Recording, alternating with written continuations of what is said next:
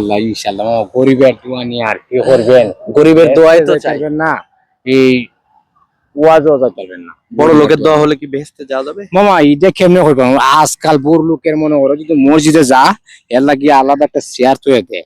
যদি বড় লোকে মসজিদে যা, জায়গা না পায়, আর যারা গরিব এরা তো মনে পাই পরিষ্কার মাঠ আছে, বয়ে তৈরি দেয়। এটা তো মনে করো রাজনীতিক মসজিদও আছে, সব জায়গায়। সব মাঠ আছে এখন, মসজিদ এখন, মাজার এখন, সবখানে এখন রাজনীতিক আছে। কিন্তু এই গরিব মানুষের জন্য কোথাও জায়গা নাই দুনিয়াতে। গরিব মানুষের জায়গা আছে রাস্তাঘাটে বা গাছতলায় বাসতলায়। আপনার বাসায় কে কে আছে? আমার বাসা, আমার বউ আছে, মানে বউ বলতে গ্রামে আছে। আর ছেলে মেয়ে? ছেলে মেয়ে একটা মেয়ে আছে। একটা মেয়ে। কয়দিন বয়স? ওই তো 2-2.5 বছর হইব। আপনার এই ইনকামে আপনার সংসার চলে? যেরকম ইনকাম বর্তমান আছে, 500 টাকা যে হিসাব করলাম, 500 টাকা রোজ, 500 টাকা রিউজ হইলে আমি শান্তি। এখন বেশি টাকা দেবো অশান্তি।